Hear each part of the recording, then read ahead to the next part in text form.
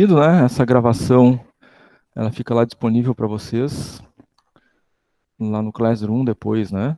Depois de convertido o vídeo, lá na aba Atividades, o Classroom fica a gravação da aula, tanto para quem está vindo presencial, quanto para quem está online. Quem quiser rever, estudar, né?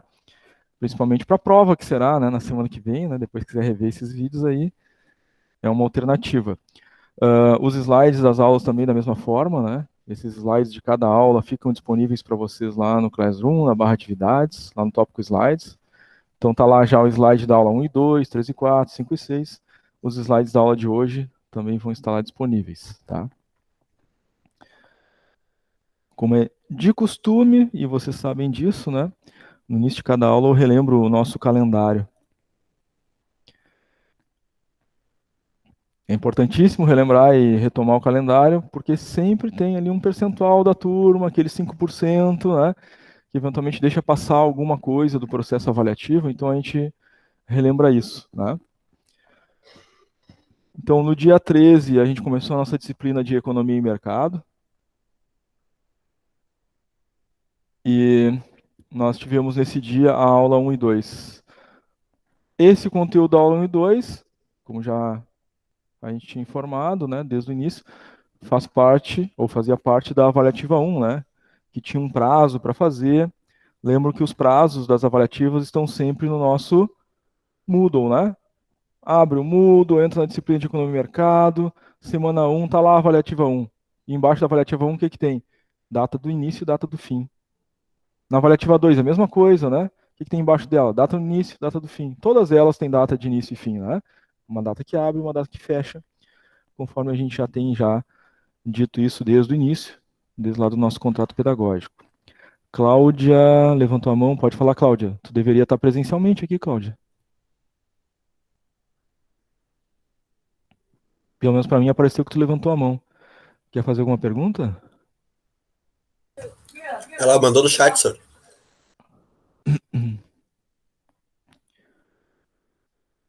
Sala 205, Cláudia. Larissa Corol conectando. Bom dia. Foi para vocês a informação do número da sala, não foi? Foi? Tá. Talvez eu não esteja achando aqui. É no fundo do corredor, Cláudia. Se estiver no corredor, é a sala 205 no fundo. Vou abrir a porta aqui. Ela não está no corredor. Deve estar lá embaixo, talvez. É. Tu tá aqui na escola, Cláudia? Tá mandando mensagem pelo chat?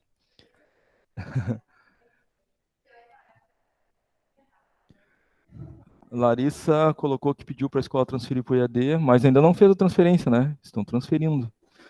Não veio nenhuma mensagem.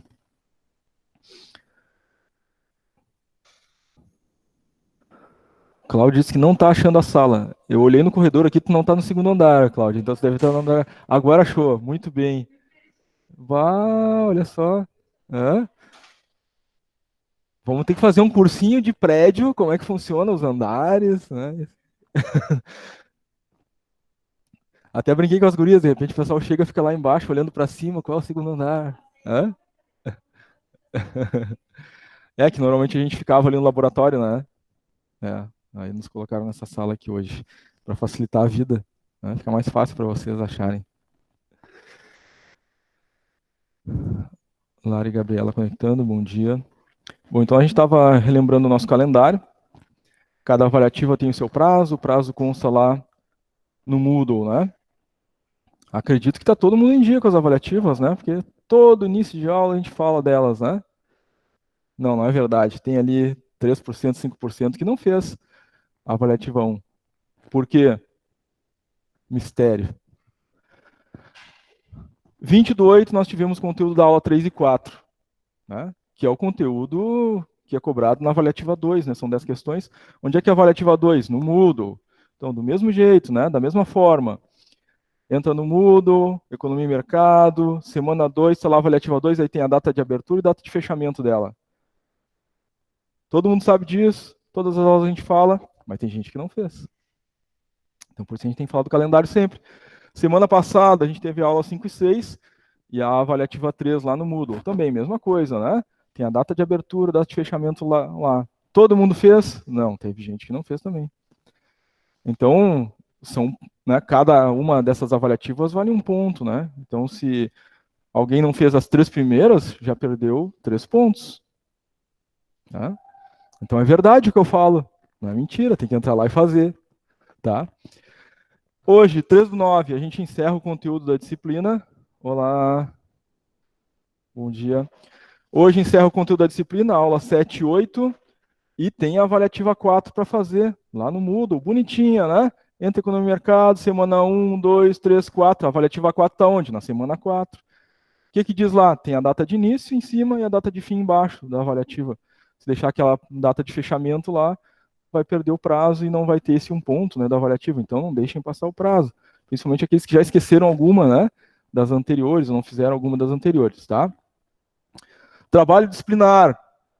Todas as aulas, sempre no início de cada aula, eu falo do trabalho disciplinar, que vocês têm que abrir o trabalho disciplinar para fazer no Classroom, vale 6 pontos, a entrega até o dia 4/9. No dia do contrato pedagógico, o primeiro dia de aula, eu abri o Moodle, mostrei onde vai aparecer as avaliativas, prova e tal. Abri o Classroom, mostrei onde está o trabalho disciplinar, a gente abriu o arquivo do trabalho, eu mostrei para vocês que é editável, que vocês fazem entrega diretamente dentro do Classroom. Mas mesmo assim, o prazo de encerramento é amanhã já. E apenas 11 pessoas entregaram o trabalho até agora. Vale 6 pontos. E todas as aulas a gente fala, pessoal, entrega no Classroom, daquele jeitinho que a gente explicou lá no contrato pedagógico. Mas até agora, né, pode ser vários motivos, né? Tava esperando o final, né? Mas não percam prazo, tá? É até amanhã. Até que horário? Bom, amanhã enquanto for amanhã, né? Amanhã é até dia 4/9 até as 23h59, tá? Então não deixem, vale 6 pontos, tá? E a nossa média é N1 mais N2, né? Então, se eu fiz todas as avaliativas no Moodle, 4 pontos, entreguei o trabalho, vai ser corrigido, né? Tirou 6 pontos, 10 na N1, perfeito. Falta a nota da N2, né? Porque a média é N1 mais N2 dividido por 2. A prova do dia 10/9, então, é a nossa N2, tá? Vale 10 pontos. A prova é no Moodle, tá? Vocês vão acessar o Moodle, vão fazer a prova lá dentro do Moodle. Cai todo o conteúdo da disciplina, da aula 1 até a aula 8, tá? Para quem está online, eu vou postar no Classroom, né? Às 9 horas da manhã, as instruções e o código de prova. Para vocês que vêm presencialmente, eu vou colocar no quadro, né? O código da prova para vocês fazerem. Da mesma forma que o pessoal online consulta lá sua apostila, suas anotações, caderno, slides, enfim. Vocês que estiverem aqui no presencial, também, né? Podem consultar o caderno de vocês, podem consultar slide, né? Através do celular, enfim, para a gente fazer a nossa prova, tá? Então, tirou 10 na prova, soma N1 10, N2 10, 20, divide por 2, média 10. Se a média ficar abaixo de 6, somei N1, somei a N2, divide por 2, ficou abaixo de 6, bom dia, ficou abaixo de 6, tem que fazer a prova de substituição, porque a média é 6, se tirou 5 na média final, somei lá, né? N1, N2, divide por 2, deu 5. Aí vai ter que fazer a prova de substituição, tá? 25/9, é o segundo sábado subsequente depois do encerramento da disciplina. É um sábado, 25/9, às 9 da manhã, acesso Moodle, abaixo lá das avaliativas 1, 2, 3, 4 da prova final, vai estar lá a substituição. Somente para quem ficar abaixo da média. Quem ficou acima da média, nem vai aparecer a prova de substituição para fazer. Tá? Muito bem. Alguma pergunta, gente? Tranquilo? Como é que tá? Nota do trabalho, Tati perguntou só depois da correção, tá? A entrega é amanhã, o prazo final, né? Provavelmente depois desse prazo final, no dia seguinte, já começa a sair as correções aí, as notas, tá? Mas até o dia da prova vocês vão ter a nota do trabalho.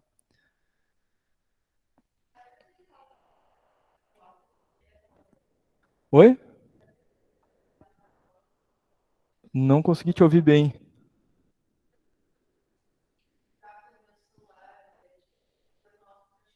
Isso. Pode ser um arquivo separado, tem como adicionar o arquivo, né? Você pode clicar em adicionar, adicionar um arquivo em formato de bloco de notas, ou no Word, ou em PDF, mas é tudo pelo Classroom ali, né? Tá? Alguma dúvida, gente? Alguma pergunta? Só essa dúvida da Mariana? Sim. Isso, é pelo Classroom, tá? Quem não lembra muito bem, né, do trabalho, pode assistir o vídeo do contrato pedagógico.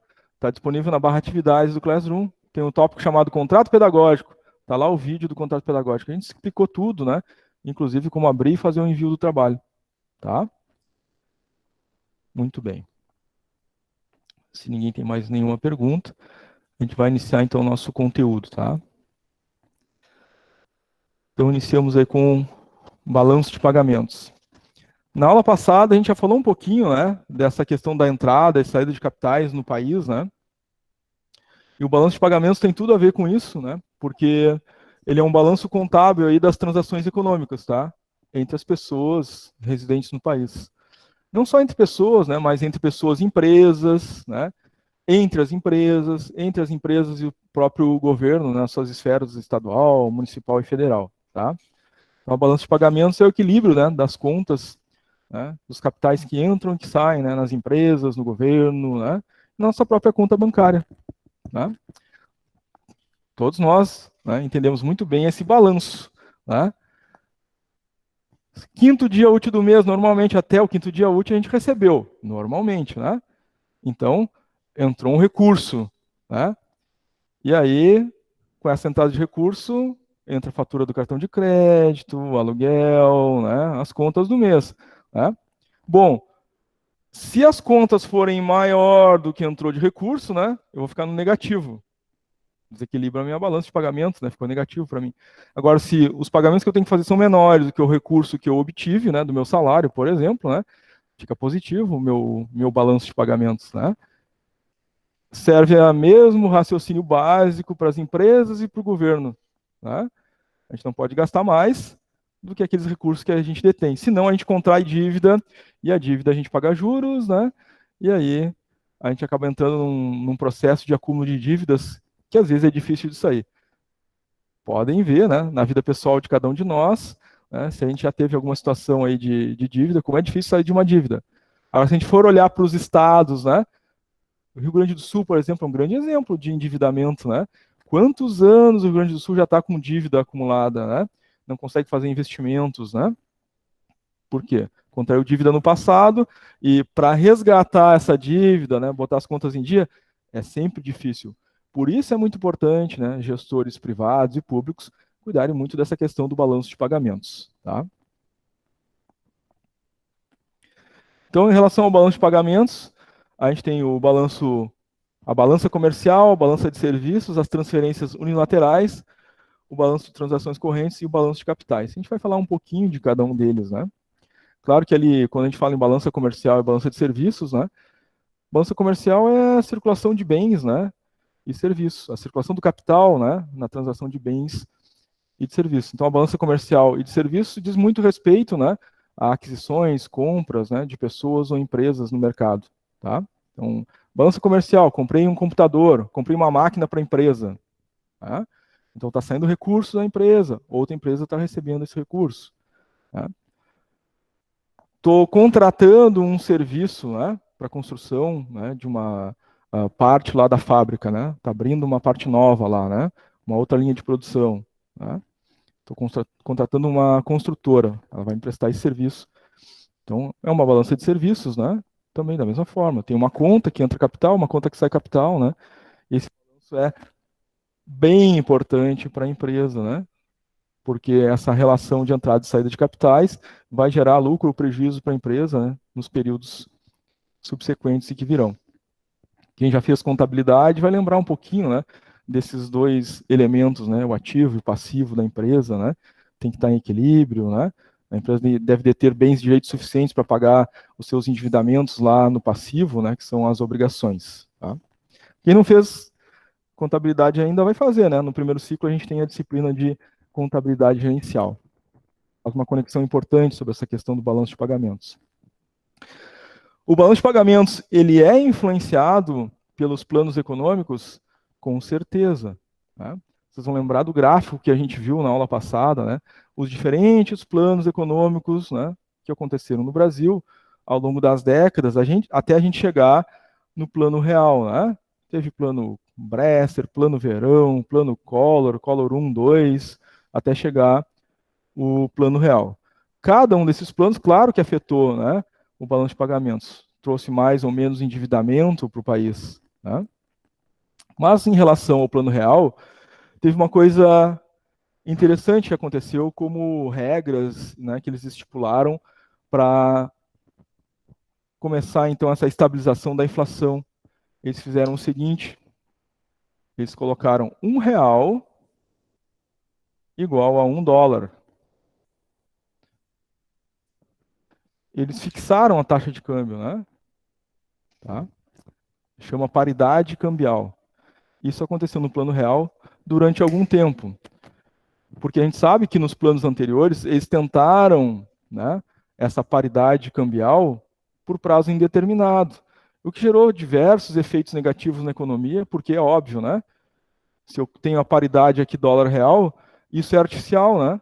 Eu não consigo, o Banco Central brasileiro não emite dólar, quem emite dólar é o Banco Central americano. Então isso é artificial, a gente não tem como controlar, né? Diversos elementos importantes dentro da economia. Então essa paridade, ela é a longo prazo danosa, mas para controlar o início do Plano Real ela foi utilizada, né? Primeiro ano ali, sobretudo. Mas isso causou um desequilíbrio na balança comercial. Em que sentido? Lembra que a balança comercial é entrada e saída de capitais, né? De empresas, da nossa conta pessoal, né? Ou, né, do governo, na esfera federal, municipal, estadual. O que aconteceu com as contas públicas em relação a balanço de importações e exportações no Plano Real? Bom, naquele período, 1994, a economia era fechada, né? Um pouquinho antes do Plano Real, o Collor abriu a economia, né? Então o país não estava acostumado, né, a, por exemplo, comprar coisas de fora. E logo que abriu lá no Plano Collor, isso não era possível, até porque, né, nós tínhamos uma inflação muito alta, né? E a disparidade entre o real e o dólar era impeditivo, né? De importar matéria-prima do mundo afora aí, porque o dólar era muito caro, né? Né, a moeda corrente era muito desvalorizada. Com a paridade, houve um estímulo à importação. Olha só, agora US$ 1 igual a R$ 1. Então, a empresa nacional olhou isso como uma grande oportunidade. Se eu estava pagando a peça que eu compro ali, né, de uma indústria, né, aqui do interior do Rio Grande do Sul, que faz peças metais mecânicas para a minha empresa, e olho internacionalmente e está a paridade do dólar, lá está mais barato, vale mais a pena trazer de fora. Então, teve um estímulo muito grande às importações. Comecei a importar, comprar matéria-prima. A indústria nacional comprou muita matéria-prima, né? As indústrias maiores. E as indústrias menores, né, foram prejudicadas em relação a isso, né? Algumas quebraram, algumas faliram. Esse desequilíbrio significa que a gente teve, então, muita saída de capital. Porque quando eu compro de fora, o que que sai? Dinheiro. Está saindo muito dinheiro, né, e ficando pouco recurso financeiro no país. É um desbalanceamento, né? Entra pouco recurso porque eu estou exportando pouco e estou comprando muito de fora, tá? E aí a gente tem a chamada inflação de moeda, né? A inflação ocorre pelo desequilíbrio também da oferta e da demanda, né? Sempre que a gente tem mais demanda e menos oferta, o preço sobe, né? É agradável para quem oferta, né? Por quê? Tem escassez, então eu posso ir aumentando o preço, né? Não tem onde buscar o recurso. No caso, isso serve para qualquer raciocínio, do preço de qualquer coisa, do preço do tomate, né? Do preço do celular, da cadeira, ao preço da moeda. É o mesmo raciocínio, tá? E isso leva a um estímulo a uma inflação, tá? Uma inflação de moeda. Então tem que equilibrar também a balança de pagamentos, tá? Por isso, o Plano Real não sustentou essa paridade no longo prazo, né? Foi um controle inicial, para que a gente não tivesse aquele problema que teve nos planos anteriores, né? Que baixou a inflação no primeiro momento, depois disparou de novo, né? Em vários momentos a gente viu isso naquele gráfico, né, da aula passada, né? Chegando até o momento de ter quase 90% de inflação ao ano, né? No último plano. Claro que a taxa de câmbio é muito importante, né, nesse processo da balança comercial. A disparidade do câmbio também, se ela não for controlada, ela é prejudicial para essa balança comercial e é prejudicial para as empresas, né? Então, hoje, aproximadamente, qual é a realidade, né? Hoje, US$ 1 está aproximadamente custando R$ 5,30. na média, aproximadamente. Às vezes vai para 5,40, 5,60 quando está mais caro, quando está mais barato vai para 5,25, 5,20, tá? Mais ou menos por aí. Uma média de 5,30. $1, 5,30. Isso é bom ou ruim? Depende. O Banco Central, ele toma algumas medidas para controlar essa disparidade cambial. Então, 5,30 é mais ou menos aceitável para as nossas empresas na economia. Tá? Se disparar esse valor, o Banco Central faz leilão de dólar. Todo o país busca ter reservas cambiais para, em momentos de necessidade de regulação da paridade cambial, ofertar ao mercado uma quantidade maior, né, daquilo que está com o preço em elevação. Ele eleva por quê? Eu tenho menos no mercado. O dólar está saindo muito, tem menos, então tem que ter mais oferta para baixar o preço. Essa é a ideia, né? E aí o governo leiloa as suas reservas cambiais.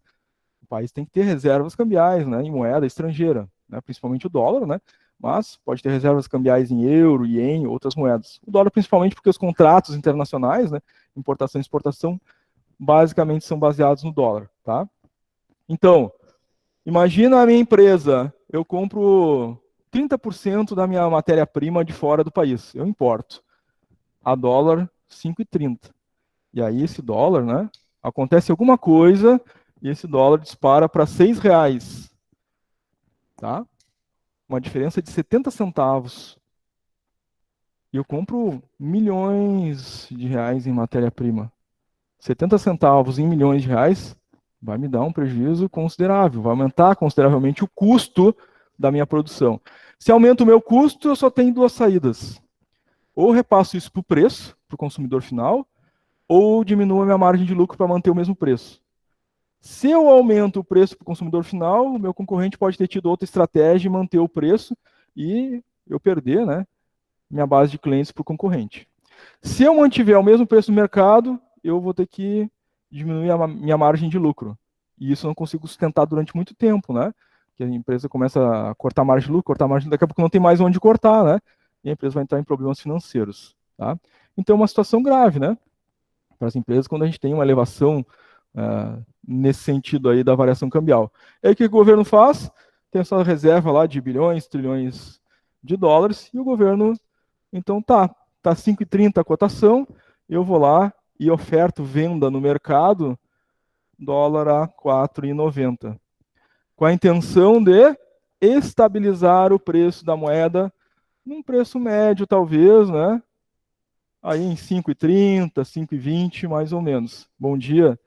Para aquele patamar, né, que a indústria já está, né, habituada a fazer suas compras, importações no mercado internacional. Não só, claro, em virtude das empresas, mas em virtude até das próprias contas do governo, porque o governo também paga contratos em dólar, né, faz aquisição, né, de matérias-primas, né, de commodities no mercado internacional, tá?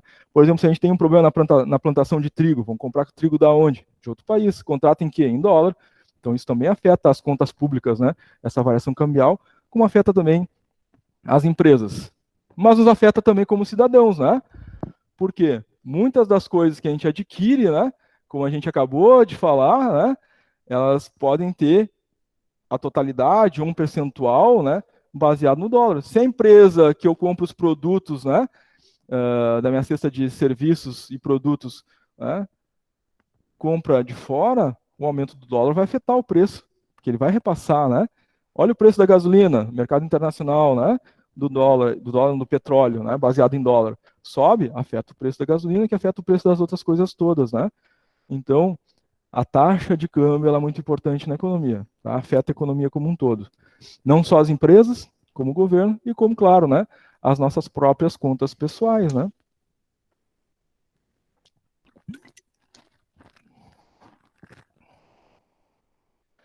A gente estava falando e utilizando já esse exemplo do câmbio, a moeda, então, ela tem um papel importante. A gente viu ela utilizada para compra, aquisição, né, de bens e serviços. Tá? Essa é a principal função da moeda, né? Ela tem uma função de troca. Claro que antes da existência da moeda era muito difícil, né? Porque era o tal do escambo, né? Trocava coisas por coisas, né? Não tinha um meio intermediário, não existia moeda para fazer essa troca, né? Bom, esse meio de troca é a moeda que a gente utiliza hoje em dia para trocar o nosso tempo por coisas. A gente troca o nosso tempo por coisas. O tempo que a gente, né, cede da nossa vida para as empresas, ela nos dá um meio, moeda, dinheiro. E esse dinheiro a gente troca por celular, roupa, comida, saúde, segurança, educação, enfim. Então, a gente troca o nosso tempo por bens e serviços. O meio para fazer essa troca é a moeda. Essa é a importância da moeda, sem a qual a gente não teria, né, como um meio de troca, né? Não teria como fazer essa troca. Claro que hoje em dia, né, esse meio moeda sofre alterações, né? A gente tem uma moeda física, a gente tem uma moeda digital, mas continua tendo a moeda como meio de troca, independente se ela é física ou digital, tá? Pode abrir uma frestinha. Às vezes só dá um pouquinho de ruído da rua porque passa ônibus aí embaixo. Ela não abre muito, senão daqui a pouco vai dar uma barulheira.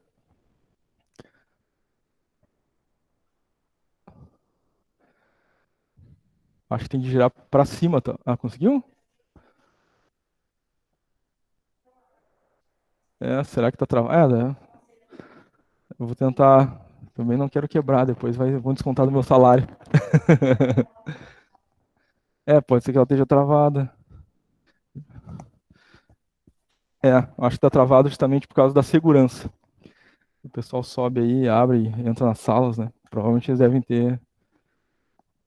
Abriu uma frestinha da porta aqui. Tinha fechado por causa do barulho das outras salas. Acho que agora o pessoal tá falando mais baixo. Então, função da moeda, a gente já viu que tem uma função de troca, né? Mas ela também tem como função unidade de medida de valor, tá? Então, as coisas têm os preços relativos à moeda corrente do país, né? Então, isso é muito tranquilo, né? Eu consigo medir quanto vale cada coisa pela soma de moeda que aquela coisa representa. Tá? Quanto vale essa cadeira? X reais, né? Essa câmera, X reais, né? Um saco de feijão, um saco de arroz, X reais. Então, unidade de medida de valor. A medida das coisas é medida pela quantidade de moeda, né, que aquela coisa representa. Que vem lá, né, dos economistas do período científico, espero que lembrem, né, mais uma vez desse gráfico. A gente teve o período científico, quer dizer, pré-científico, né, e o período científico, dividido entre eles, né, pelo mercantilismo lá de 1750. Nesse período científico, surgiram aqueles economistas, né, liberais, Adam Smith, Pareto, Davi Ricardo, John Maynard Keynes, né? E aqui, num desses, né, cientistas dessa época, né, logo após o mercantilismo, Davi Ricardo, ele tratou lá da teoria de valor, que depois foi utilizado, né, pelo um pensador lá na economia planificada, né, principalmente para aquela questão lá, né, da teoria do valor das coisas, né, dizendo que aquilo que fica na mão, né, do proletariado não corresponde àquilo que fica na mão da burguesia, porque o valor da coisa é determinado pelo tempo de trabalho aplicado pela mão de obra, né? E aí vem aquelas teorias do socialismo marxista, né? É dali que vem, lá do Davi Ricardo, que depois o Karl Marx utiliza, né, essas ideias, e que perduram até hoje, né, como uma realidade, de fato, né? A gente já viu que a moeda é esse meio de troca, a gente troca o nosso tempo, né, por trabalho. Só que o valor das coisas, né, não é só o tempo de trabalho, né? Tem o valor da matéria-prima, tem a tecnologia, o conhecimento, né, os recursos que são aplicados pelo empresário, uma série de outras coisas. Então a coisa não é representada somente, né, pelo custo da mão de obra, mas uma série de outros elementos, né, que naquele período inicial, né, alguns pensadores não alcançaram. E também ela é reserva de valor, ou seja, nós reservamos, nós, as empresas, né, o governo também reserva valor para momentos de necessidade ou para projetos futuros. Se a gente não tem reserva de valor, em um momento de necessidade, a gente vai contrair dívida. Se a gente quer realizar um projeto futuro e a gente não reserva valor, e mesmo assim quer realizar aquele projeto, a gente vai acumular dívida para poder fazer aquele projeto. Então, é natural, né, que governos, por exemplo, façam reserva de valor. Uma reserva a gente já viu e o sentido dela por quê, né? Reserva de moeda internacional para leilão e controlar o preço da paridade do câmbio. Né? Mas o governo estadual e até municipal também, às vezes fazem outros tipos de reservas, não só de moeda, né? Mas é muito comum no estado, por exemplo, né, fazer reserva de grãos, por exemplo, né? Comprar, né? Então teve uma produção enorme de feijão, né? E boa parte dela vai para a indústria, mas o estado compra também para fazer reserva. Se acontecer alguma coisa com o preço do feijão, né, e disparar, o que o governo do estado pode fazer? Vende a sua reserva de grãos e diminui o preço no mesmo mecanismo utilizado para controlar o preço do dólar. Isso é possível. Claro que o estado tem que ter reserva de valor para poder fazer isso. Se ele está endividado, ele não tem reserva de valor para fazer isso, ele não vai conseguir né, entrar com um leilão de preço, por exemplo, de commodities como o feijão. Vai subir, o povo vai pagar mais caro e pronto. Né? Mas se a gente tem o equilíbrio das contas públicas, né, eu tenho capacidade de fazer esses tipos de, né, gestão, né, senão não vai acontecer, como não está acontecendo no Rio Grande do Sul. Né? Boa parte, né, da folha de pagamento do Rio Grande do Sul, né, é 90% daquilo que é a arrecadação do Estado. Sobra só 10% para tentar fazer alguma coisa aqui ou ali e pronto. Né? E essas políticas macro aqui ficam bem prejudicadas. Tá? Nós também, né? Se a gente quer fazer um projeto aí, né? Projeto verão 2021. Tá? Quero chegar em dezembro de 2021 e viajar, né, para alguma praia qualquer aí. Esse é o meu projeto. Dezembro de 2021. O que eu vou fazer? Durante o ano eu vou reservando uma quantidade de valor, né? Reserva de valor. Chegou lá no final do ano, tô tranquilo, né? Tenho como pagar a minha estadia, alimentação, né? Toda a parte de diversão que eu quero ter lá, né, naquele momento das férias. Não contrair dívida, ótimo, tá equilibrado as minhas contas. Não fiz nenhuma reserva, mas chegou no final do ano, eu quero ir do mesmo jeito. Ah, azar, vou lá, vou gastar o cartão, usar o limite do banco. Depois, o que vai acontecer? Juros. O banco vai cobrar juros pelo dinheiro que eu peguei emprestado e não tinha. Ou seja, endividamento. E talvez a gente passe um bom tempo, né, tentando resgatar essa dívida. Aí surge alguma outra emergência, não tinha reserva de valor para aquela emergência, né? E mais dívida, e a gente cria um monte de dívida e continua talvez uns 5, 10, 15 anos da vida pagando dívida. Porque a gente não fez um bom planejamento financeiro em alguma outra situação. E às vezes basta só uma situação para a gente ir acumulando dívidas. E a gente não consegue montar projetos, né, de vida porque a gente tem as dívidas. Né? Ah, mas eu queria, né, comprar um carro, eu queria comprar uma casa, eu queria estudar, eu queria viajar, eu queria, né, fazer um curso de idioma, eu queria... Não consigo fazer essas coisas porque eu fui me endividando. Né? O país é a mesma coisa, o Estado é a mesma coisa. Se ele vai se endividando, ele não consegue aplicar em saúde, segurança, educação, né? Por quê? Tem uma má gestão dos recursos, né? Então, a moeda é importante nesse sentido, né? Temos que fazer uma boa gestão dela. Os meios de pagamentos, o que são? Meio de pagamento é o somatório do papel moeda no poder público, ou seja, quanto de dinheiro tem na mão, né, do governo do estado, da União e dos municípios, mais os depósitos em bancos comerciais, o dinheiro que está lá nos bancos, né, que é o nosso dinheiro, do cidadão, né? O dinheiro do cidadão e o dinheiro das empresas, que está depositado nesses bancos. Esses são os meios de pagamento, porque o cidadão, se eu preciso pagar alguma coisa, eu vou buscar recurso no banco. Né? Se a empresa vai comprar matéria-prima, ela vai resgatar algum recurso que está depositado no banco. Né? Então, esses são os meios de pagamento públicos e privados. Né? O dinheiro que está na mão do governo e o dinheiro que está depositado nos bancos. Os somatórios dos dois é tudo que a gente tem disponível para pagar qualquer coisa.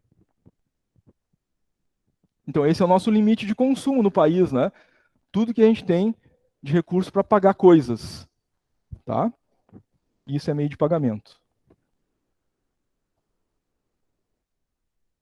A gente já viu em aulas anteriores, na lei de oferta e demanda, a moeda também sofre os efeitos, né, da lei de oferta e demanda, tá? Total da moeda que o público tem à disposição para pagamento das transações. Ou seja, isso é a oferta de moeda. Se tiver menos moeda, menos oferta de moeda e mais demanda por ela, o que acontece? Inflação de moeda. O recurso fica mais caro, né? O preço das coisas aumenta. A tendência é essa. Então, claro que a moeda é importante, a reserva de moeda é importante, né? Para ter oferta de moeda no país, né? Para que essas situações, né, como o preço do dólar, ou do tomate, ou do feijão, não dispare e a gente não tenha recurso, né, para manter a estabilidade econômica. E nesse contexto, nós temos uma coisa chamada de quase moeda. Mas como assim uma coisa pode ser quase uma coisa, né? Não tem uma cadeira que é quase uma cadeira, né? Ou uma pessoa que é quase uma pessoa, né? Mas a gente tem essa figura aí de linguagem, né, em relação à moeda. Quase moeda. O que é uma quase moeda? Uma quase moeda é algo que pode vir a se tornar moeda, recurso financeiro. Então, falei antes da contabilidade, né? Eu vou colocar um elemento básico aqui da contabilidade, que é um balanço, tá? De um lado fica o ativo, do outro lado fica o passivo. Não se preocupem que é bem básico, né? Mesmo quem não fez contabilidade ainda, vai ficar muito bem claro. No ativo, a empresa tem todos os seus bens e direitos. O dinheiro que ela tem na conta corrente, os recursos que ela tem no estoque, máquinas, equipamentos, móveis, utensílios, imóveis, prédio, carro, tudo fica no ativo, é os bens e direitos. No passivo, a empresa tem as obrigações. Salários a pagar, fornecedores a pagar, financiamentos, empréstimos de curto e longo prazo, tem o capital social do sócio, tudo que a empresa, né, tem de obrigações, tá? Com terceiros. A quase moeda, no caso da empresa, são diversos elementos esses que estão ali do lado do ativo, como, por exemplo, estoque. O estoque não é moeda, é quase moeda. Porque o estoque vai virar produto, o produto vai ser vendido e essa venda vai gerar recursos financeiros. Vai entrar na conta da empresa, né? Esse recurso financeiro. Então, o estoque é uma quase moeda, algo que vai virar recurso financeiro. Tem uma liquidez, que não é a mesma liquidez do recurso que está no caixa da empresa, né? O que é liquidez? A rapidez com que eu consigo fazer o pagamento. Então, quero comprar uma garrafa d'água. Tem dinheiro no caixa? Tira o dinheiro e paga. Liquidez é isso. A capacidade que eu tenho de utilizar o recurso. O estoque tem liquidez mais longa. Não é assim, né? Eu não posso trocar o meu estoque pela garrafa d'água. Eu tenho que primeiro tornar produto, depois vender para ter o dinheiro, para depois trocar o dinheiro pela garrafa d'água. Né? Então, quase moeda é estoque, quase moeda é as máquinas e equipamentos, só que tem uma liquidez muito mais longa, né? Se a empresa entrar em crise e quiser vender uma máquina dela, pode, né? Vai virar recurso, vai virar dinheiro, vai virar moeda. Vai demorar bem mais tempo, né? Não é bem assim para vender uma máquina. Se a empresa falir e tiver que pagar suas dívidas, ela vai vender o prédio. Só que o prédio, né, tem uma liquidez muito mais longa. Vai demorar 5, 10 anos para vender o prédio, para liquidar as dívidas. Né? Então, o prédio é quase moeda, os carros é quase moeda, o estoque é quase moeda, né? As coisas que a empresa tem no ativo. Muitas delas, então, são quase moeda que podem virar recurso financeiro para cumprir com as obrigações que ela tem lá no passivo, né? Porque como é que ela vai pagar funcionários, fornecedores, empréstimos, financiamentos? Se não é com a quase moeda que ela tem, convertida em moeda em algum momento. Claro que quando a empresa está saudável para fazer os seus pagamentos, as suas obrigações aqui, o que ela tem? Ela tem o caixa, banco e o estoque. São os três principais elementos. Pode ter outros, né? Pode ter investimentos aqui também, mas esses três principais elementos para cumprir com as obrigações. Então, o que ela vai fazer? Bom, tem que pagar salário, dinheiro do caixa, eu tenho que ter um caixa mínimo, né? Porque todos os meses eu tenho custo fixo, né? Salário tem que pagar todos os meses, luz, água, telefone, internet, independente de produzir ou não produzir. Então tem que ter um caixa mínimo sempre para garantir esses pagamentos fixos, né? No mês. Tem que ter recurso em banco, eventualmente, né? E a quase moeda principal delas aqui, né? Que é o estoque. Porque isso aqui vai virar recurso. Depois vai entrar no caixa o dinheiro, né? Aí eu tenho uma empresa saudável, sem falar em outros detalhes, tá? Tem uma empresa relativamente saudável nessa ideia de quase moeda. Porque se a empresa não for saudável, né, ela não vai ter recurso no caixa suficiente para pagar funcionários, né, fornecedores e tal. Ela já começa a depender de vender. Tem que vender, se não vender, eu não tenho como pagar. Essa empresa já está com um problema. E tem empresas que estão com um problema mais grave ainda. Porque eu não tenho recurso nem no caixa nem no banco, e mesmo vendendo estoque, mesmo tornando aquilo que eu tenho no estoque um produto e vendendo esse produto, eu não vou conseguir cumprir com o que está aqui. Eu vou ter que contrair dívida. Tá? E aí vira uma bola de neve para a empresa também, tá?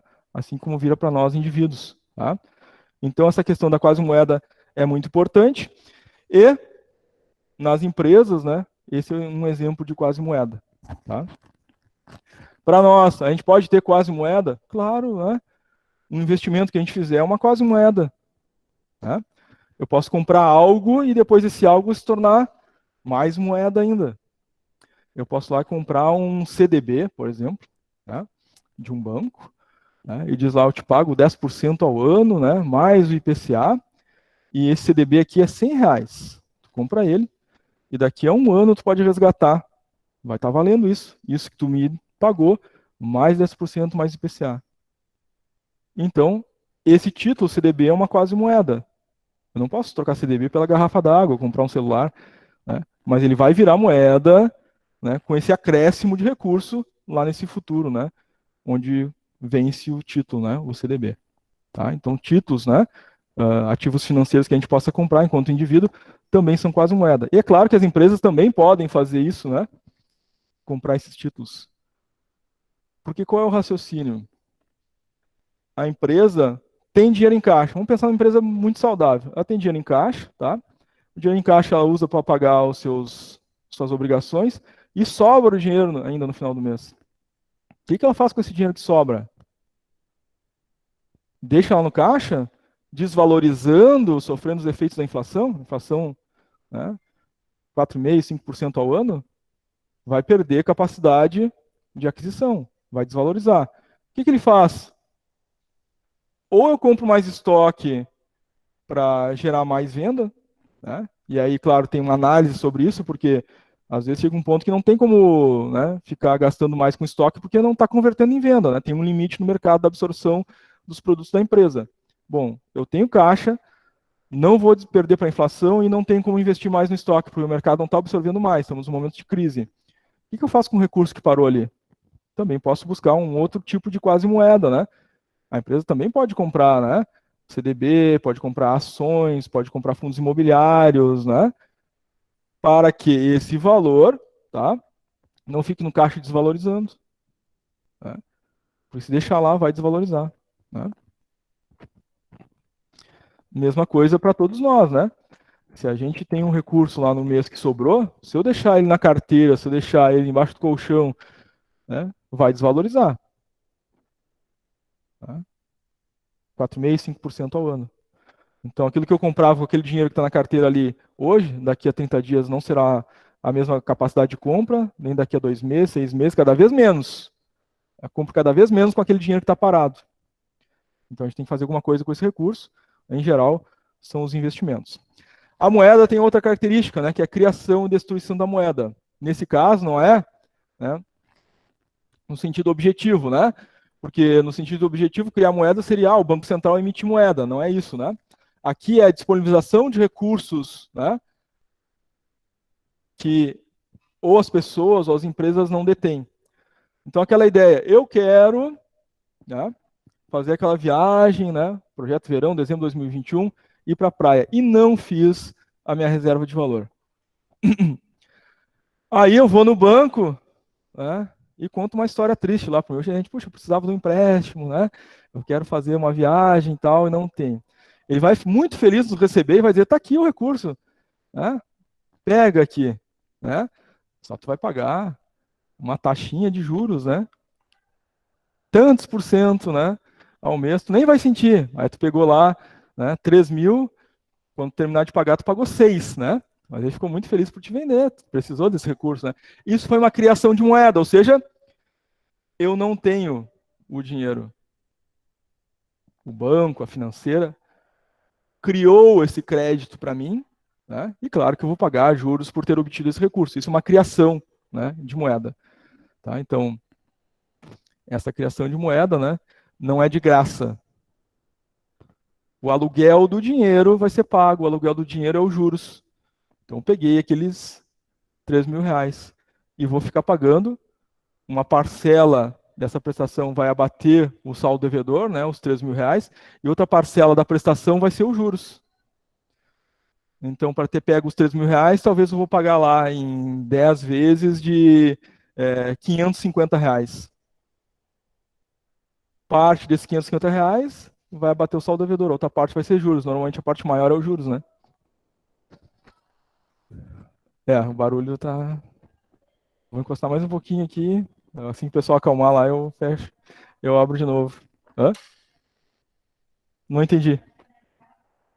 Não, é aqui, na entrada, a gente nem ouve muito, né? É aqui no. Tem uma sala bem na frente aqui. O pessoal tá empolgado rindo. E nós temos a destruição de moeda. É quando a gente tira a moeda da economia. Né? A criação de moeda, eu criei uma oportunidade para alguém fazer um gasto. Né? Vou cobrar juros por isso, mas criei moeda. A destruição de moeda é quando a gente tira o recurso da economia. Né? Por exemplo, quando eu não vou fazer nenhuma compra, nada, e faço um investimento. Não tem mais aquele dinheiro em circulação, né? Para comprar alguma coisa, enfim. Né? Aquele dinheiro está reservado. Né? É a reserva de valor aquela. É uma aplicação financeira. E tem que ter um equilíbrio entre as coisas, tá? O excesso das duas é ruim.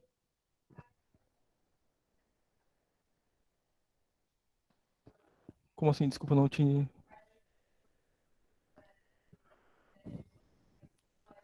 A criação de moeda, ela estimula a produção, né? Então tem mais oferta de produtos, né? E tem mais moeda em circulação. Então há um estímulo à produção. Agora, o quanto eu estou estimulando a produção e o quanto eu estou estimulando o aumento de preços? Se eu estou estimulando a produção numa proporção maior do que o aumento de preços, né, então isso é positivo, porque eu estimulo a produção, isso gera emprego, renda, tem mais moeda na mão das pessoas, né, por isso tem mais consumo. Então, estou gerando mais renda do que aumento de preço. Então, tem que ter um equilíbrio nisso, né? Então, tem que estar sempre observando esses dois parâmetros.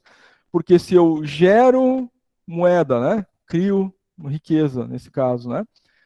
E essa criação de riqueza não estimula tanto a produção, mas estimula mais o aumento de preço, aí não está valendo a pena, né?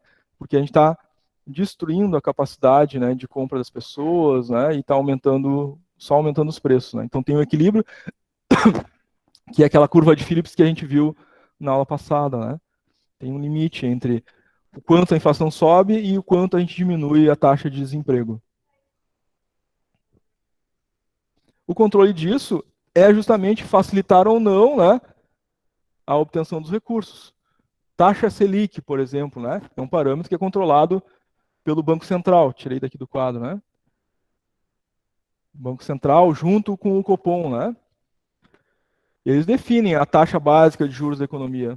Tá? Essa taxa básica ela é utilizada pelas instituições, né, para oferta de crédito. Então, se a taxa básica estava 3 e subiu para 5, depois para 7, para 8, significa que os bancos, tendo por base esse valor, dali eles vão estipular o que eles estão colocando, né, de juros para quem quer adquirir o crédito. Se está muito caro adquirir o crédito, as pessoas vão buscar menos, né, e há, portanto, menos criação de moeda. E se há menos criação de moeda, há um certo desestímulo à produção e menos evolução de consumo e controla a inflação, tá? Claro que aqui, né, essa questão da criação de moeda e da taxa Selic para controlar isso, né, o consumo, também é utilizado para estimular o consumo. Então tem isso, né, que ela falou, vai gerar inflação, então tem esse meio de controle. Mas se for o contrário, se a inflação está controlada e eu tenho pouco consumo na economia e eu quero estimular essa economia, eu diminuo a taxa Selic, que é o juros básico da economia. Aí os bancos diminuem também os juros cobrados, né? Isso estimula o quê? Né? O financiamento da casa própria, o financiamento da compra de um veículo, né? O financiamento, o crédito oferecido pelas empresas, né? Do comércio, para quem vai fazer, né? Uma compra parcelada, por exemplo. Né? Então é um mecanismo utilizado para esse estímulo, né? A mais produção, menos produção, enfim, né? Para controlar essa questão, né? Da inflação e preços, tá? O difícil é achar o equilíbrio, né? Por isso que tem uma revisão constante da taxa básica da inflação. Quem acompanha, ou quem já ouviu no jornal, né? Tal mês, tal dia se reúne o Copom, o Bacen, o Banco Central, para definir a taxa de juros, né? Uma reunião trimestral. E às vezes, se a coisa está mais complicada, eles fazem reuniões mensais ou quinzenais até, para ir avaliando, né? Eles tentam subir 0,5, 0,25, 0,75 para controlar quando precisa. Quando precisa cortar também, eles vão fazendo esses cortes, né, pequenos ao longo do tempo. Né? Nunca é algo abrupto. Justamente porque a economia é muito sensível, né? E se a gente der a tacada errada, pode descontrolar, né? Inflação, enfim. Muito bem, então a gente viu aí a criação e destruição de moeda. E é claro, né? Essa questão da expansão da moeda escritural, ela passou a existir, né? Com a função dos bancos não sendo mais só guardar recurso, né? Mas como também, né, emprestar esse recurso, que é aquela questão da criação de moeda, né? Então agora vamos usar aqui esse nosso desenho aqui, né, de um balanço que a gente fez de uma empresa e vamos pensar nesse balanço aqui, né, ativo e passivo, como se fosse um banco, então.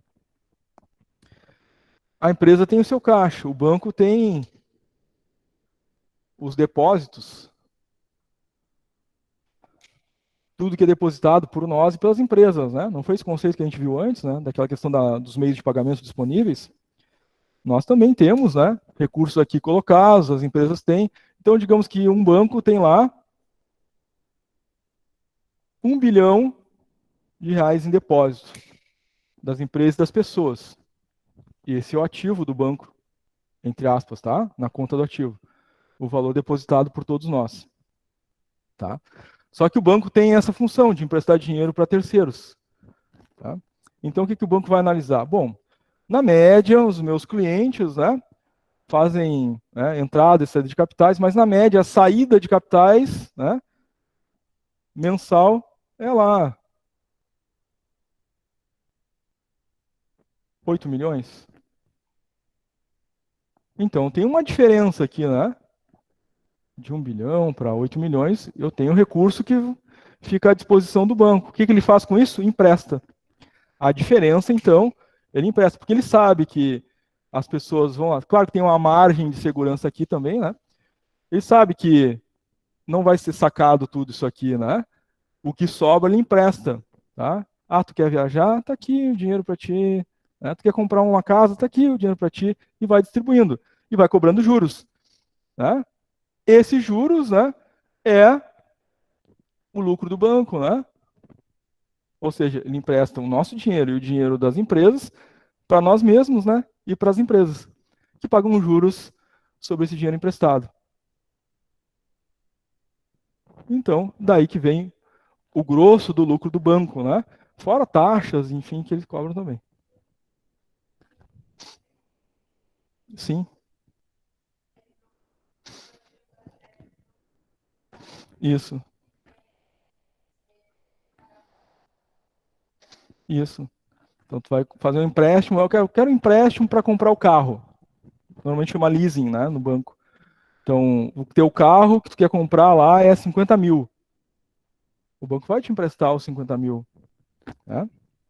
Então, 50 mil reais, tu foi pedir empréstimo no banco.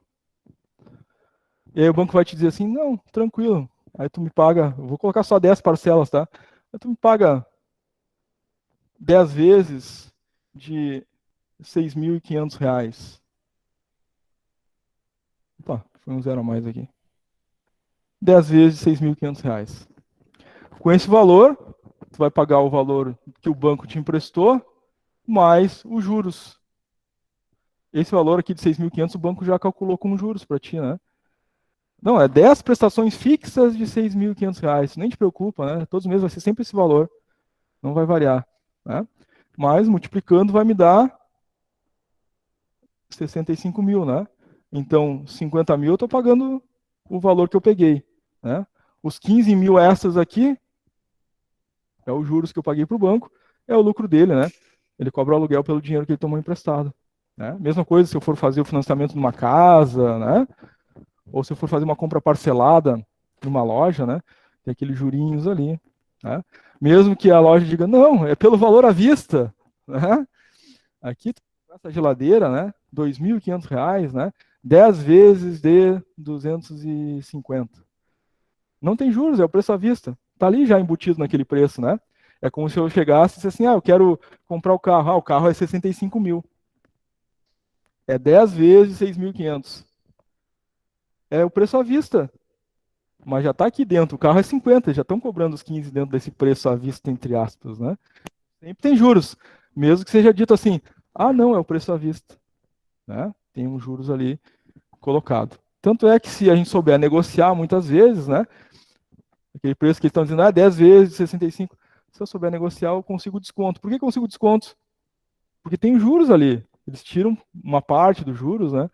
Ali nessa compra que às vezes a gente negocia para pagar à vista, né? Teoria quantitativa da moeda. Então, essas ideias que a gente falou agora, né, fecham muito bem com esse princípio, né? A quantidade de moeda disponível vai gerar, né, o preço da moeda. Por isso tem essas variações cambiais, né? Por isso varia o preço das coisas, né? Então a moeda tem seu valor e a quantidade de moeda disponível na economia afeta o próprio valor da moeda, tá? Quando é que acontece a demanda por moeda? Tá? As pessoas demandam moeda para a finalidade de efetuar pagamentos. Isso é uma coisa que a gente já viu, né? Infelizmente, tudo tem que ser pago, né? Nem a vacina é de graça, né? Custa, né? Ah, tomando vacina de graça no posto. Não, né? Eu paguei, né?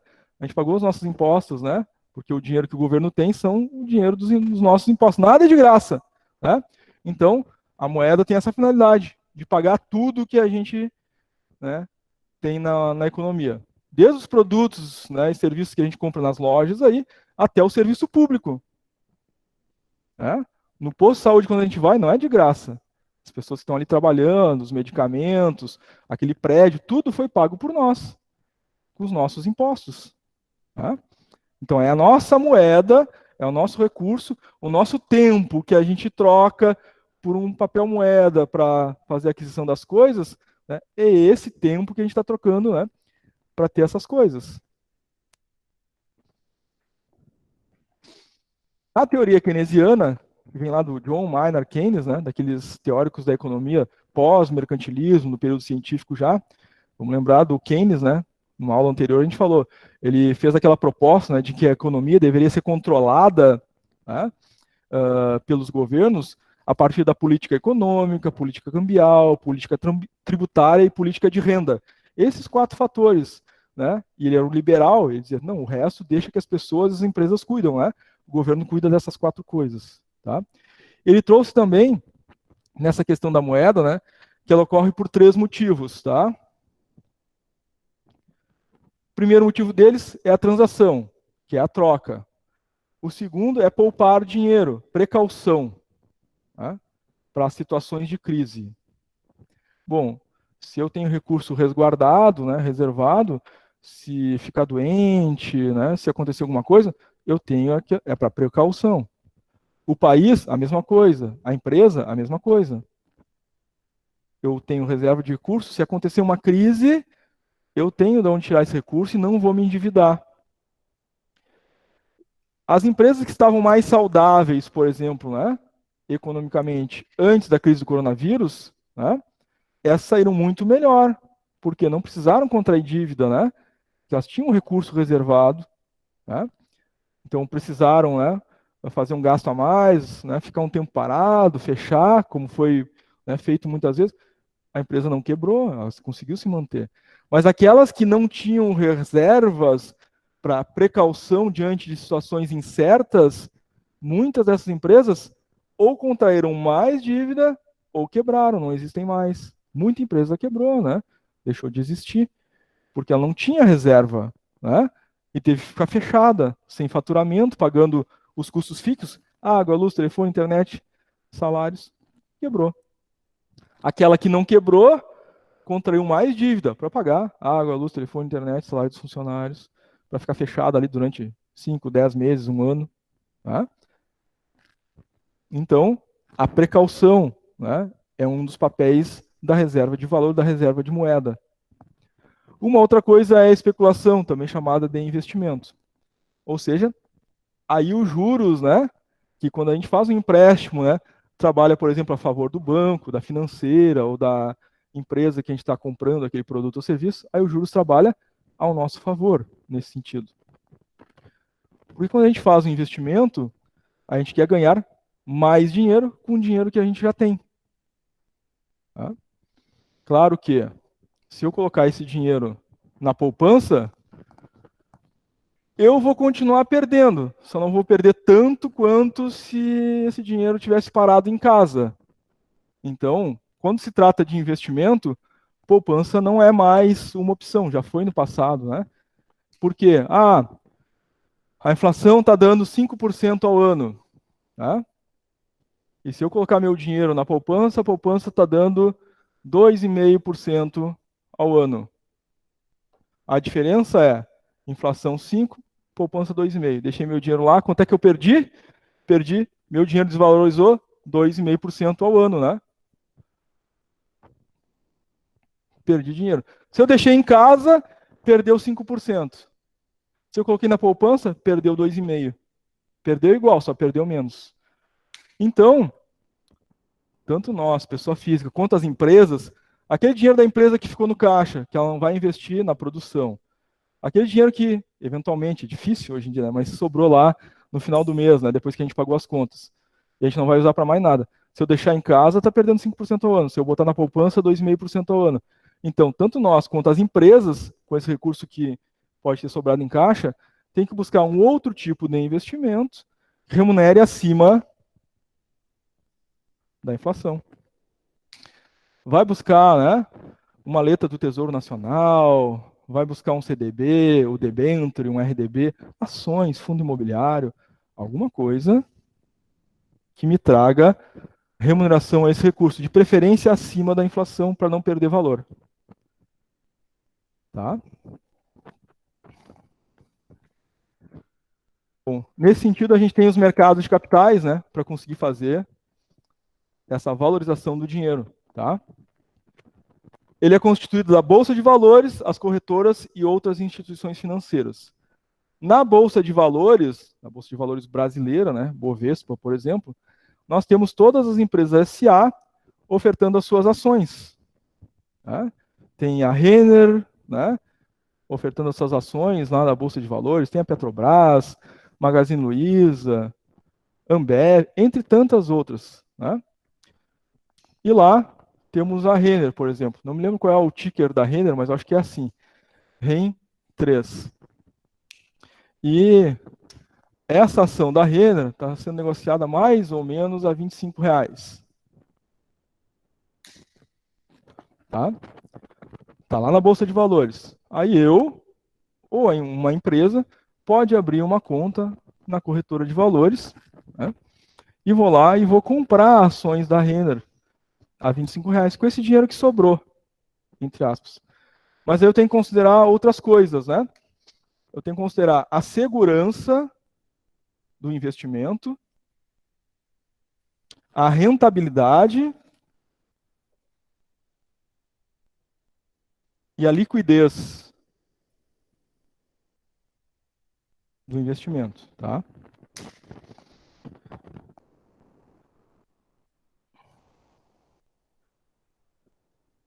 O Gabriel colocou ali. IREM 3. Tá, Gabriel? Obrigado. Nunca me lembro do ticker da Renault. O Gabriel corrigiu ali. É IREM 3, não REM 3, né? IREM 3. Aqui. Bom, se tá a R$ 25, né? Eu tenho que avaliar sempre, né, os tipos de investimento, pelo menos por esses três aspectos, né? Segurança, rentabilidade e liquidez. Bom, investimento em bolsa de valores é renda variável. Renda variável varia, então esse preço que está 25 agora, daqui a um minuto está 25,10 ou está 24,90. Tá?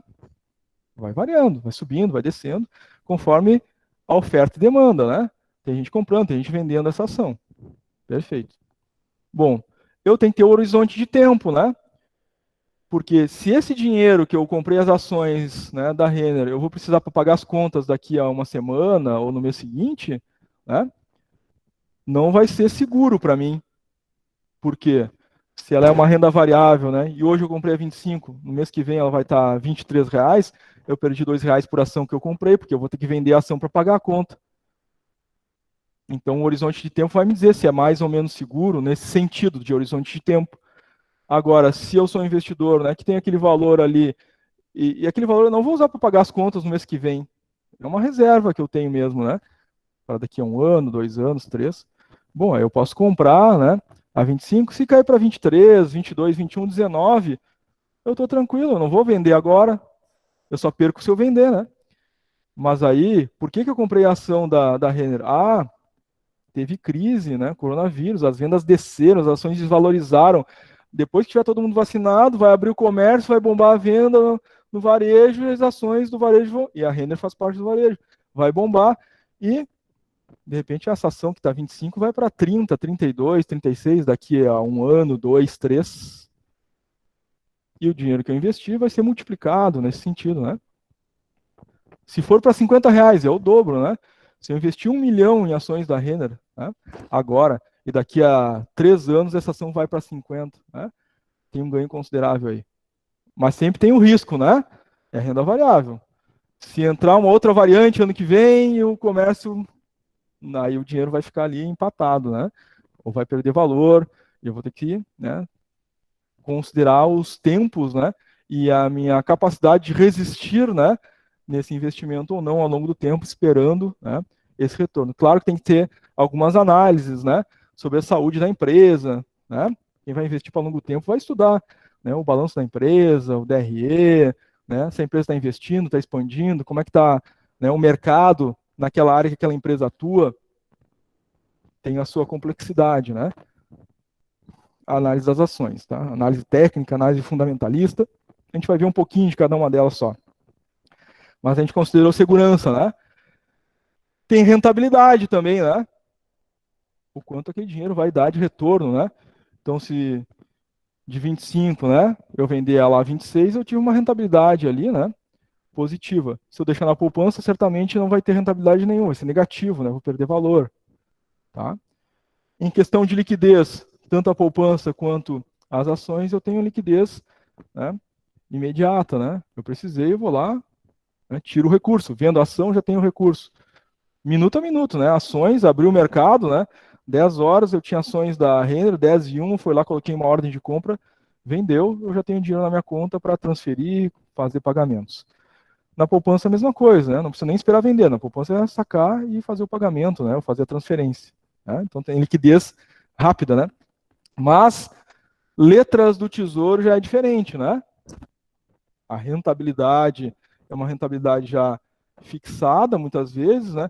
Tem segurança, mas a liquidez fica prejudicada. Então, digamos que eu pego lá, né?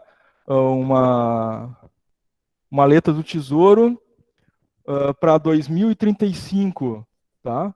E aí o título lá, 10% ao ano, mais IPCA. Então, claro, não vou ter uma liquidez imediata, né? Vou ter que esperar o prazo para ter, né, esses 10% mais IPCA, né? Ao ano até 2035, né? Quando vencer o título, eu tenho todo esse capital acumulado para fazer esse resgate. Se eu vender antes, eu não vou ter, né, essa rentabilidade. Então, título do Tesouro, né, não tem essa liquidez como tem, né, as ações, não tem a liquidez como tem a poupança, tá? tem de vantagem uma rentabilidade garantida se eu aguardar o prazo, né, da face do título, tá? Briane colocou ali no chat. Hackearam a Renner recentemente. Eu não investiria nela. Ninguém tá livre do hack, né, Briane? Mas não roubaram as ações, né? Então não tá valendo.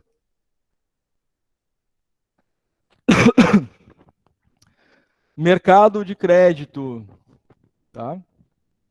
Então os contratos são feitos de forma individualizada, né, entre as duas partes, tá? O mercado de crédito a gente conhece, né? A gente falou ali a criação de moeda, né? O exemplo lá do carro da Laura, né? De 50 mil que ela vai pagar 65, né? Então é o contrato do indivíduo com aquela instituição que oferece o crédito, ou entre instituições, ou de uma empresa em relação àquela instituição, né?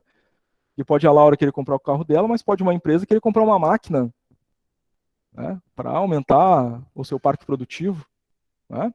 Ela vai não tem o dinheiro, ela vai buscar no mercado de crédito, vai contrair uma dívida, claro que aí, né? Ela vai ter que pesar, né? A taxa de retorno de investimento, né? Quanto essa máquina vai trazer de retorno, né?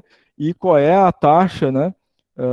De juros que vai ser paga para tentar fazer minimamente uma análise, né?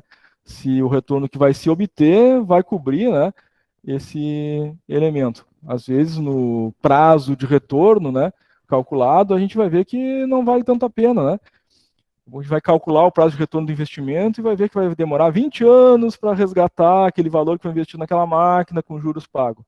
Então tem que fazer esse cálculo. Ah, não, daqui a 2 anos eu paguei a máquina, né? E já paguei os juros, e a partir dali eu já começo a ter lucro com a máquina. Bom, no horizonte de tempo da empresa, ela avalia isso e vê se vale a pena esse investimento, né? Então, o mercado de crédito é essa oferta, né? Para empresas e para indivíduos, para que sejam executados seus projetos, né? Mercado de títulos. A gente já falou um pouquinho aqui, né, de um título, que é o título do Tesouro, né? Tá? Que tem muita segurança, tem uma rentabilidade já estipulada muitas vezes na face, né, do título, e tem menor liquidez, tá? E geralmente, né, os títulos têm essa questão de ter um pouco de menor liquidez, né? Por causa dos prazos, né? Que são estabelecidos para o resgate, né? Em relação àquilo que ele está oferecendo de juros. Então, além do título do Tesouro, sei que tem alguns copiando aí, né? Mas depois esses slides ficam lá para vocês no Classroom, tá? Prometo, prometo. Então nós temos os títulos públicos, mas não só o governo federal emite título, mas o governo estadual pode emitir título, né? Também. Claro que o objetivo desses títulos, né, é para que o governo, seja federal ou estadual, né, obtenha recursos ou para pagar, né, funcionalismo público, né, ou para fazer algum investimento, né? Qual o objetivo, né, do governo vender um título? Pegar, né, uma soma, quantidade, né, em dinheiro e moeda para fazer alguma coisa. Agora, e aí lá no futuro, em 2035, eu te devolvo esse valor com o valor prometido, percentual mais IPCA, por exemplo. Mas eu preciso desse dinheiro agora para pagar os funcionários, para construir uma ponte, para financiar algum projeto do governo, enfim. Tá? É essa a função, tá? Geralmente é para dívida, né? Geralmente tem uma dívida aí que o governo precisa pagar. Então, o título acaba sendo uma rolagem da dívida, né? Eu tenho dinheiro agora para cumprir com essa obrigação, mas lá no futuro eu vou ter uma dívida, porque eu vou ter que pagar aquele valor mais os juros prometidos na face do título, né? Voltando para as ações, então, as ações, elas existem em dois tipos, tá? Nós temos as ordinárias ON e as preferenciais PN, tá? A diferença entre elas é que as ordinárias dão direito ao voto e as PN, né? Elas têm preferência no recebimento de dividendos e juros sobre capital próprio, tá? Tem uma mini reforma tributária para acontecer aí e talvez entre, né? Nessa reforma, né, a retirada aí da questão dos juros do capital próprio, né? Tem algumas coisas acontecendo, mas hoje é assim, tá? Até que essa lei seja promulgada. Então, quem tem ações PN tem direito a dividendos e a juros do capital próprio. Quem tem ON direito ao voto, né? Votar lá nas decisões que a empresa quer fazer. Bom, digamos que eu comprei ações lá da uma empresa de energia elétrica, né? Taesa, que é uma bem conhecida. Essas ações pagam dividendos, né? A empresa distribui lá, está no seu estatuto lá, 25%, 50%, né? Do que ela obteve de lucro. E ela estabeleceu no seu estatuto, a cada 3 meses faz isso. Né? A cada 3 meses ela distribui dividendos do lucro que ela obteve, no montante de 25% a 50%. Bom, quando eu comprei as ações da Taesa, ela estava, vou colocar aqui, né? TAEE11. Comprei as ações, ela estava R$ 17. Agora essas ações estão em R$ 38. Bom, além do valor da valorização da ação, né, que se eu vender vai ter esse lucro resultante, eu vou ter que pagar imposto de renda, né, sobre esse valor que eu obtive do lucro, né, da ação, tá? Mas além disso, ela paga então tais dividendos, né, ou juros do capital próprio. Se eu não vender, né, eu vou ficar recebendo os dividendos dessa empresa. Se eu tenho 1.000 ações da Taesa, tem 1.000 ações, e ela vai pagar agora, por exemplo, R$ 1,10 por ação de dividendos ou de juros de capital próprio. Se eu tenho 1.000 ações, vou pagar R$ 1,10, vou receber R$ 1.100 dessa empresa, lá na minha conta, na minha corretora. Se eu tenho ação do Banco do Brasil, tá? O Banco do Brasil vai pagar, né, no semestre dividendos ou juros de capital próprio sobre quem tem ações. Eu tenho também 1.000 ações do Banco do Brasil. O Banco do Brasil vai pagar R$ 2,50 por ação. Vou ganhar mais 2.500 do Banco do Brasil que vai entrar na minha conta, na minha corretora.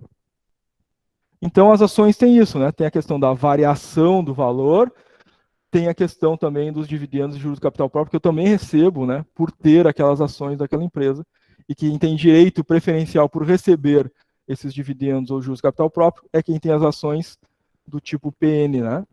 Tá? Porque as outras não dão direito ao voto, certo? Então, quem quer receber dividendos preferencialmente, né, tem que comprar ações PN, tá? Não que quem tem ações ON não vai receber, mas é que quem tem PN tem preferência. Então, o que deu de lucro, distribuo, né, entre aqueles que têm ação PN. Né? Se tiver um lucro, né, residual mais, eu distribuo para quem tem ON. Tá? Antes da gente falar ali dos debêntures, vou abrir um parênteses aqui, porque a gente está falando das ações. Né? Tem um outro tipo de renda variável, que é um pouquinho parecida com as ações, né? Mas também é interessante a gente falar, que são os fundos imobiliários. Eles também são renda variável, né? Eu vou pegar um exemplo aqui, um HCTR11. É o nome, né, do ticker desse fundo imobiliário na Bolsa de Valores, tá? Geralmente tem uns preços um pouquinho mais elevados em relação às ações, né? Esse fundo imobiliário está em torno de R$ 120, mais ou menos, né? Varia um pouquinho mais, um pouquinho menos. R$ 120. Só que diferente das empresas lá, né, que tem essas ações na Bolsa de Valores, que tem que distribuir, né, de 25% a 50% do seu lucro entre os cotistas das ações lá, a cada 3 meses, a cada 6 meses, os fundos imobiliários têm que distribuir 95% do lucro, tá, entre os cotistas do fundo, e fazem, em geral, essa distribuição mensal. Tá? Então, se eu comprar um fundo imobiliário, eu vou ter mensalmente uma renda, entre aspas passiva, tá? Só por ter as cotas desse fundo. Tá? Sendo que os fundos vão distribuir 95% daquilo que eles acumularam de lucro. Tá? Então, a HCTR, por exemplo, pagando de dividendos hoje, R$ 1,50. O HCTR paga até o oitavo dia útil do mês, mais ou menos por aí. Então, a cada mês, até o oitavo dia, eu vou receber dividendos desse fundo imobiliário. Se eu tiver 1.000 cotas desse fundo imobiliário, todos os meses, e ele estiver pagando nessa faixa de dividendos, né?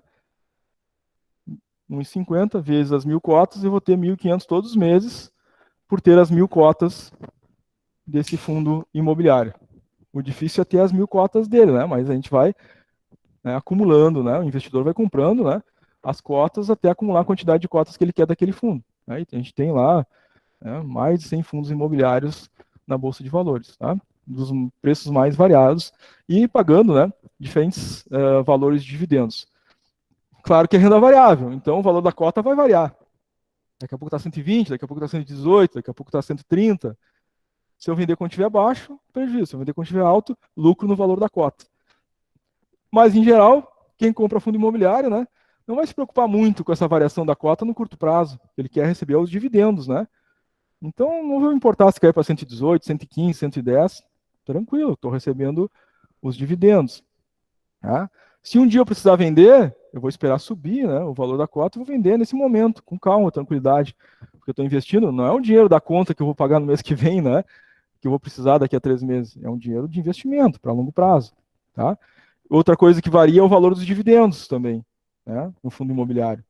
Então, esse fundo aqui, por exemplo, que estou trazendo de exemplo para vocês, já pagou, tá? Em algum mês anterior aí, 2,40 de dividendo.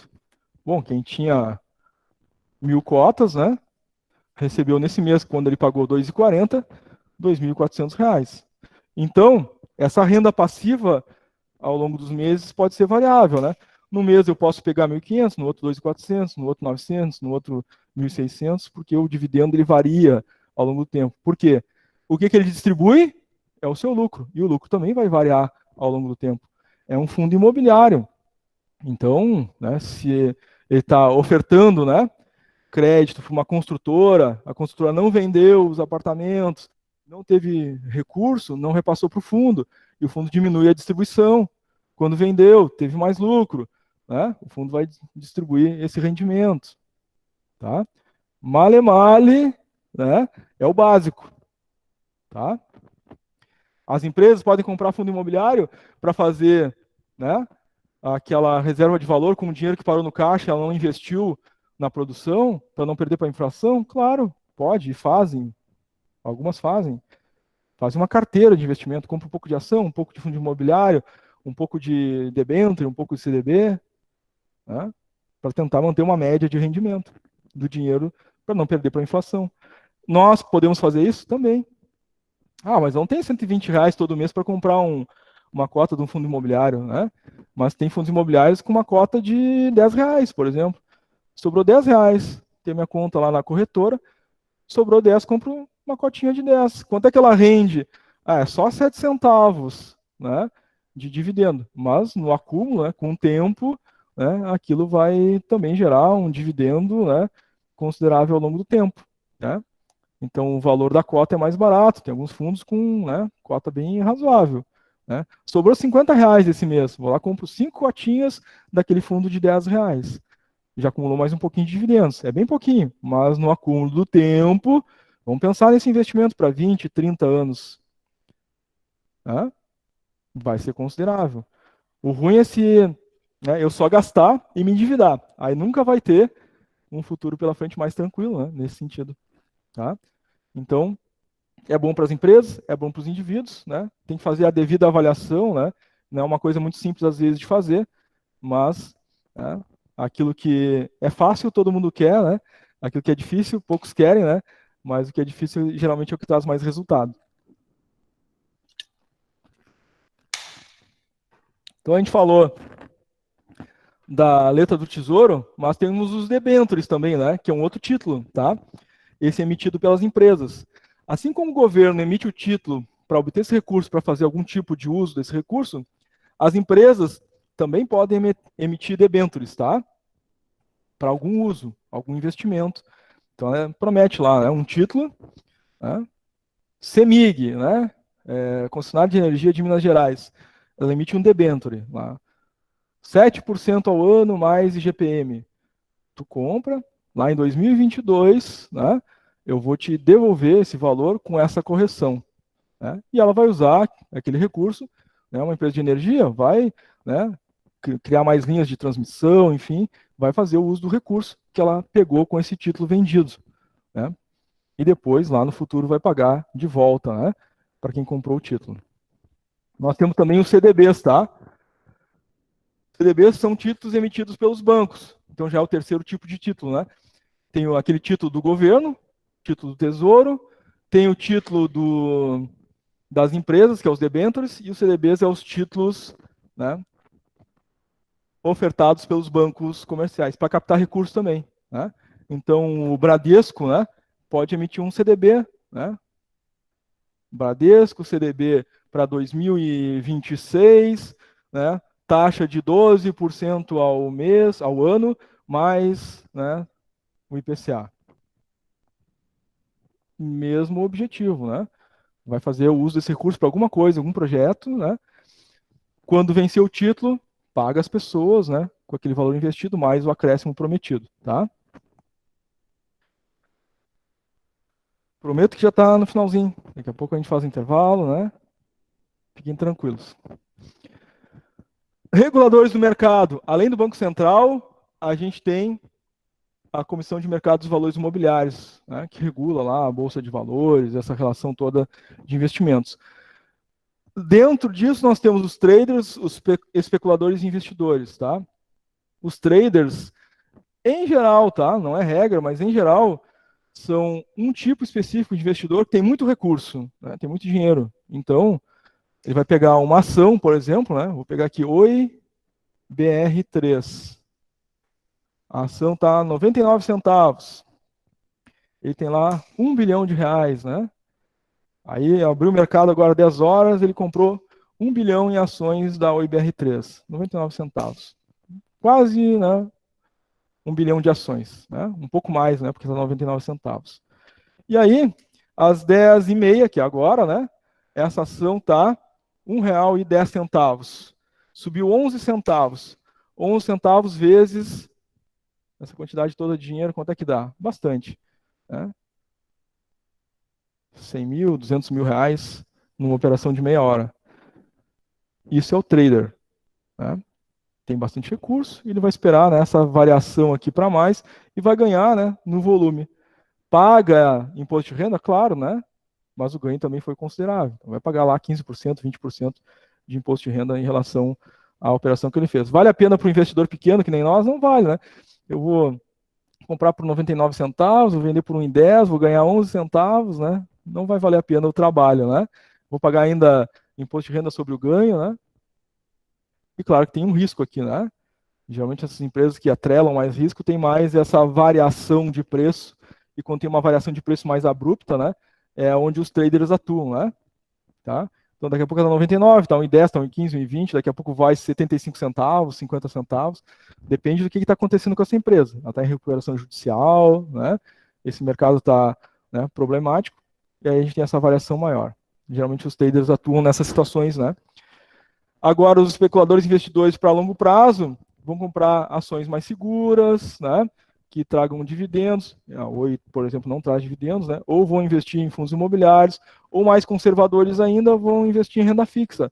Comprar letras do Tesouro, vão comprar CDBs, RDBs, né? Já tem lá o valor fixo estipulado, aquilo que eu vou receber, né? Tenho menos, né, risco de perda de valor econômico ali, tá? Bom, para fazer essas análises, né,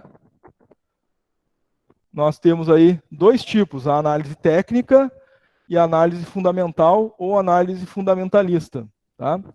A análise técnica,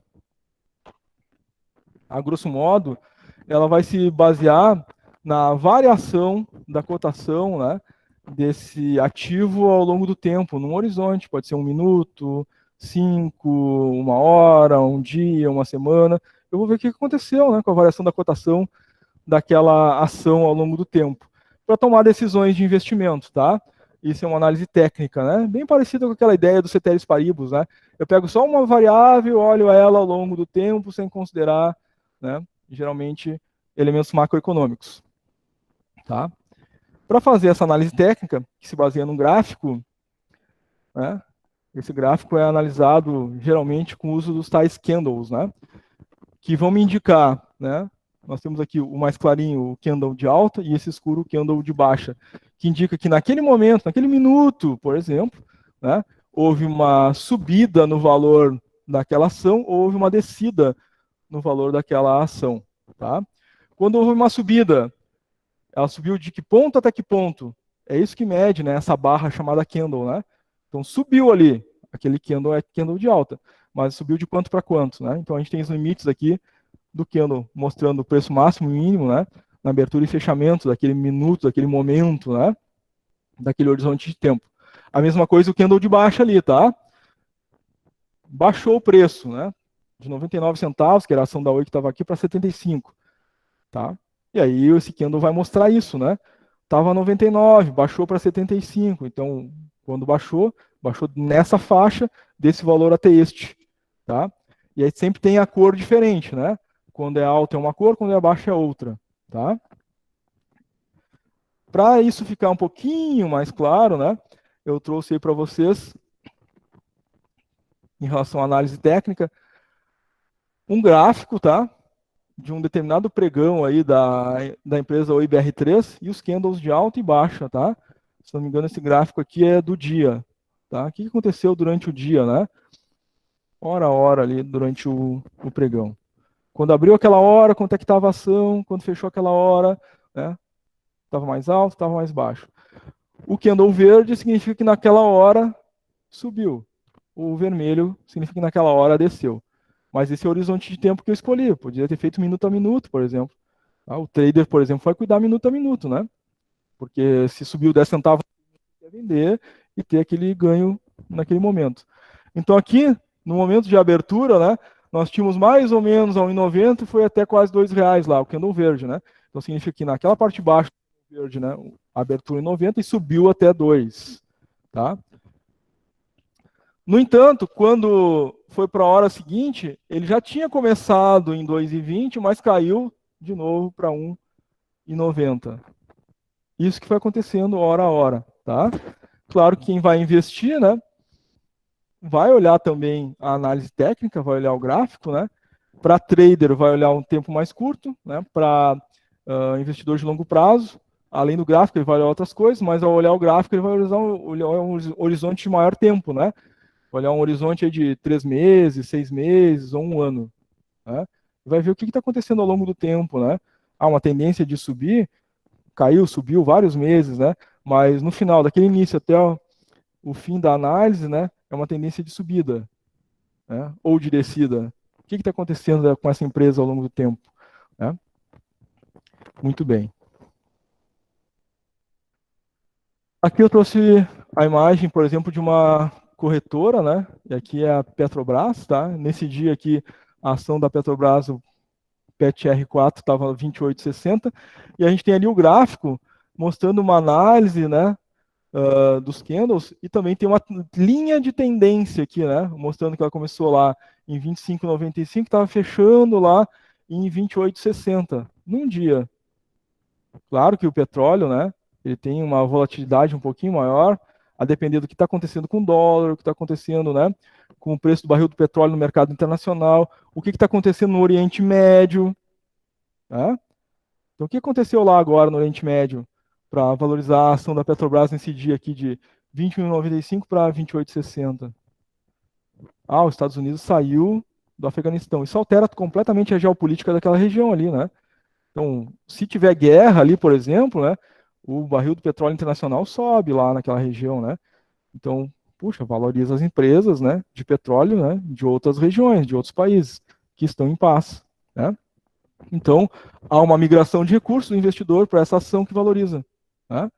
Obviamente, né, se eu tenho recursos e tenho essa consciência, seja uma empresa ou seja um indivíduo, né, posso ter tido um ganho aqui, né, nesse investimento, por exemplo, se eu sou um trader, né, comprei a 21,95, fechou a 28,60, um ganho de quanto? R$ 7, 7,50. Eu comprei 1 milhão de ações, 7,50 vezes 1 milhão de ações. Tá? Muita gente, né, ganha e perde, né, na Bolsa de Valores nesse sentido, né?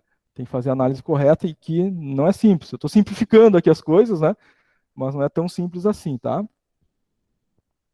E tem análise fundamental, que vai olhar para além do gráfico outras coisas na conjuntura, tá? Vai olhar a teoria macro e microeconômica. Como é que está esse mercado? O que está acontecendo dentro desse mercado? Tem várias empresas começando, surgindo, está ampliando esse mercado, está crescente, expandindo, está vendendo mais produtos. Né? Esse mercado é afetado pela crise do coronavírus ou não, por exemplo? Né? Se terminar a crise, esse mercado vai subir, vai aumentar a venda, e eu tenho que analisar isso para tomar essas decisões de investimento. Vale a pena agora comprar, por exemplo, ações de um fundo imobiliário de hotéis? Porque, né, tá em baixa a ocupação dos hotéis agora, né, por causa da questão do coronavírus. Mas depois, daqui a um ano ou dois, bom, a cotação tá baixinha agora, mas quando liberar, vai subir? Tem alguns investidores pensando nisso, né, e já fazendo compras agora que está em baixa, porque eu não vou comprar quando estiver em alta, né, porque o erro do iniciante é isso. Ah, que boa aquela ação, só valoriza, tá lá R$ 70, vai lá e compra, né? Comprou na alta. Aí caiu de 70 para 60, se apavora. Ah, vai cair mais, será? Vende na baixa. Então compra na alta, vende na baixa, né? Agora, um investidor que tem mais experiência ou conhecimento, né? Bom, tá em baixa, analisou esse mercado, ele tende a subir para daqui a 1, 2, 3 anos, então eu vou reservar esse recurso, não vou precisar usar ele agora e vou deixar lá investido. As empresas aéreas, o turismo está em baixa, né? A ação, por exemplo, chegou a 30, R$ 35, R$ 40, agora está 17, 18. Bom, será que depois do coronavírus essa empresa não vai bombar de novo? Tem um risco? Tem, né? Mas se bombar, quem investiu ali vai ter a sua valorização e vai buscar esse valor, tá? Vamos fazer um intervalinho então, 15 minutos. 10h45, só isso, é pouco mais de decoração. 10h45, voltamos 10h56, tá? Às 10h56, vamos ter exercícios do conteúdo dessa aula, tá? De hoje. E além dos exercícios da aula de hoje, vou colocar também uns exercícios de revisão, né? Por quê? Sexta-feira que vem tem prova, né? E esses exercícios de revisão aí vão ser bem importantes. Hashtag fica a dica.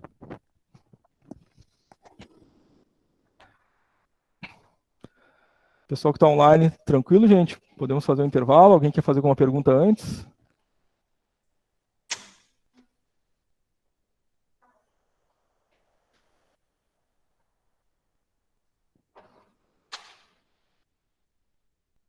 A Mili colocou tranquilo no chat. Legal. Então, a gente, 15 minutinhos, Tranquilo. 10h57 a gente retorna.